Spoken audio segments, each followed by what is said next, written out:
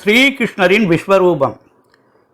தூது வந்த கிருஷ்ணனை நாம் பலவந்தமாக சிறைப்பிடிப்போம்.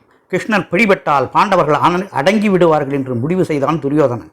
அதை அறிந்து கொண்ட சாத்தியகி ஸ்ரீகிருஷ்ணரிடமும் திருதராஷ்டிரரிடமும் விதுரரிடமும் அந்த சதியை பற்றி கூறினான்.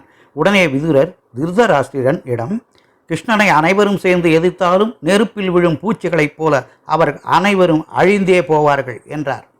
அதை கேட்ட ஸ்ரீகிருஷ்ணர் திருதராஷ்டிரரிடம், மன்னரே, துரியோதனன் அவன் இஷ்டம் போல செய்யட்டும். அவர்கள் அனைவரையும் அழிக்க என்னால் முடியும். நான் அவர்களை பிடித்து பாண்டவர்களிடம் ஒப்படைக்கிறேன் என்றார். அப்போது துரியோதனன் தன்னுடைய நண்பர்களுடன் அவைக்குள் நுழைந்தான்.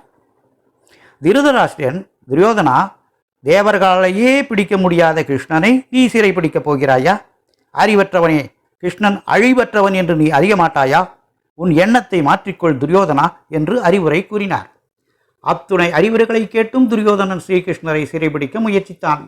அதனால் மிகுந்த கோபத்துடன் உறக்கச் சிரித்த ஸ்ரீகிருஷ்ணர் 1000 கைகளும் 1000 கால்களும் 1000 கண்களும் கொண்டு உடலில் பிரம்மன், சிவன், அனைத்து தேவர்கள், அனைத்து உயிரினங்கள் ஆகியவர்களுடன் மிக பிரம்மாண்டமான விஸ்வரூபத்தை காட்டினார்.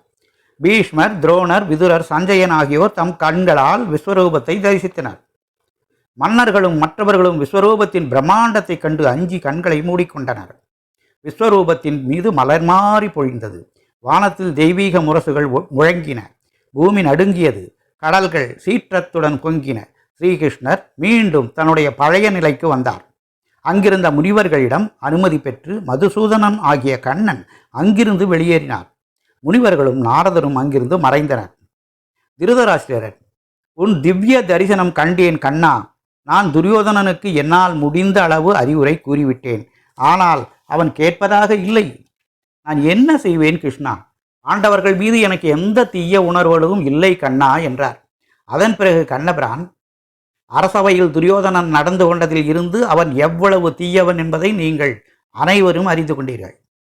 நான் பாண்டவர்களிடம் திரும்பிச் செல்கிறேன் என்று கூறிவிட்டு அங்கிருந்து கிளம்பி வெண்ணிற புலிகளின் தோள்களால் மூடப்பட்ட தன்னுடைய பெரிய தேரில் ஏறி தன்னுடைய அத்தை குந்தி தேவி தங்கியிருந்த இல்லத்திற்கு சென்றார்.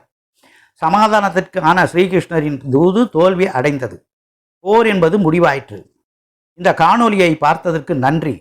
என்னுடைய ராமமூர்த்தி பிஆர் சேனலை சப்ஸ்கிரைப் செய்யுங்க, லைக் பண்ணுங்க, ஷேர் பண்ணுங்க. என்னுடைய ஸ்ரீகிருஷ்ணரின் தூது பாகம் 2 முழு காணொலி பாருங்கள். வணக்கம்.